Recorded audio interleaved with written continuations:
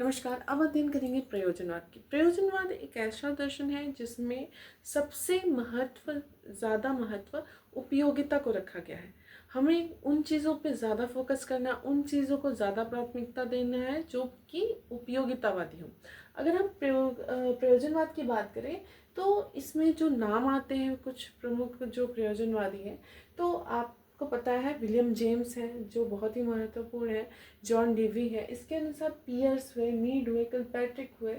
तो इन लोगों को भी प्रयोजनवाद को संवर्धित करने का श्रेय यहाँ पर जाता है। चर्चा करेंगे अगर उद्देश्य की कि प्रयोजनवाद का क्या उद्देश्य है, तो यहाँ पर हमको सबसे ज़्यादा ध्यान देना है कि उद्देश्य जिस चीज़ के लिए बनाया जाएगा वह चीज़ है क्या, वास्तव में सत्य क्या है। मतलब अगर प्रयोजनवादियों के अनुसार माना जाए कि सत्य क्या है, तो उसकी हम चर्चा करते हैं। तो सत्य यहाँ पर स्थिर नहीं है, कोई भी चीज़ यथार्थ ज्ञान नहीं है।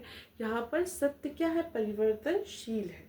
तो यहाँ पर परिवर्तनशील सत्य की बात की गई है और यह सदा निर्माण की अवस्था में रहता है, ये भी यहाँ का मानना है। आपको प्रयोग करते रहना है और क्रिया करती रहनी है और उस सत्य को और ज़्यादा परिष्कृत करते रहना है।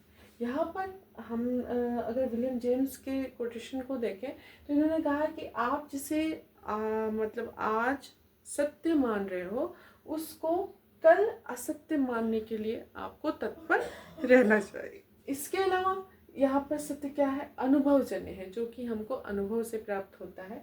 साथ ही साथ सत्य विचार है जो प्रयोग से संतोषजनक होता है।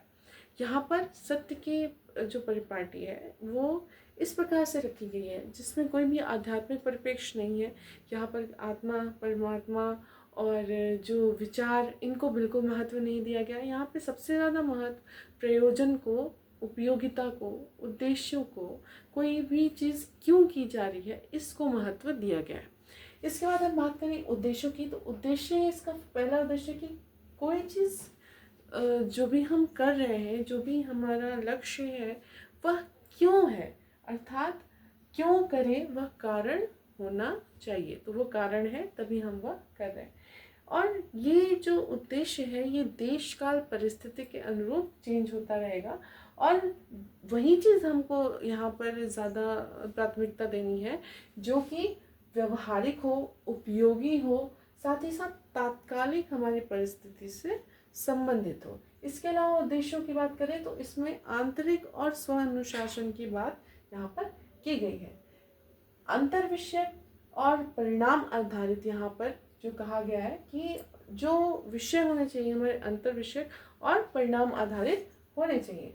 मानव की समस्या का समाधान हमको करना है, यह इसका मुख्य उद्देश्य है। सीखने की प्रक्रिया का समन्वय करना है, यह भी इसका महत्वपूर्ण उद्देश्य है। साथ ही साथ सामाजिक दक्षता को यहाँ बहुत ज़्यादा महत्व दिया गया क्योंकि जो त्रिध्रुवीय प्रक्रिया जॉन डेवी के अनुसार की है, शिक्षक और छात्र और सामाजिक वातावरण। तो यहाँ पर जो ये सामाजिक वातावरण या पाठ्यक्रम जो भी समाज से संबंधित है, तो यहाँ पर जो विद्यालय है वह समाज का लघु रूप माना गया है और इसी से समाज को यहाँ पर बहुत ज़्यादा महत्व दिया गया है। इसके अनुरूप इसके अलावा जो सिद्धांत उद्देश्य है आपके एकीकरण का उद्देश्य है, सामूहिकता का उद्देश्य है, बाल केंद्रित शिक्षा का उद्देश्य है, जीवन को सरल बनाने का उद्देश्य है और सामाजिक दक्षता को प्राप्त करने का यहाँ पर मुख्य उद्देश्य है। अब क्रिया की बात की जाए कि अगर प्रयोजनवाद में क्रिया जो करनी है वो कैसी होगी, उसका स्वरूप क्या होगा, तो वह क्रिया अनुभवजन्य होगी, पहला है। और विचार से ज़्यादा यहाँ पर क्रिया को महत्व दिया गया, ये आपको ध्यान देना है। जैसे विचार से ज़्यादा वस्तु को हर जगह महत्व दिया गया, तो यहाँ विचार से ज़्यादा क्रिया को, और क्रिया वो क्रिया जिसका कोई न कोई कारण हो कि हम वह क्यों कर रहे हैं। यह क्रिया मनोशारीरिक होगी, उपयोगी होगी, परिणामी होगी, नवीन मूल्य स्थापित करेगी क्योंकि परिवर्तनशील है। तो आपके जो पुराने मूल्य हैं वो हमेशा परिवर्तित होते रहेंगे, तो नवीन मूल्य स्थापित करेगी। जिसका प्रयोजन सिद्ध हो वही क्रिया करनी है, रुचिपूर्ण हो, लाभकारी हो, वैज्ञानिक हो। इसके अलावा किलपैट्रिक ने जो प्रोजेक्ट मेथड दिया वो भी क्रिया का एक रूप है। रचनात्मक हो, उसके अलावा मूल्य का निर्माण करने वाली हो, ये एक मुख्य क्रिया है। इसके अलावा यहाँ पर भी मनुष्य को सर्वोच्च प्राणी माना गया है और यहाँ पर एक प्रगतिगामी वातावरण जिसमें हम प्रोग्रेसिव कह सकते हैं कि प्रोग्रेस करते रहने की बात की गई है।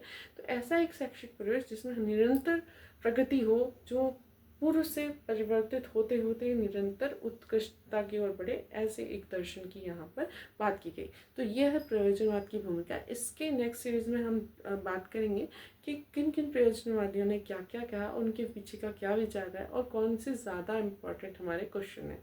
धन्यवाद।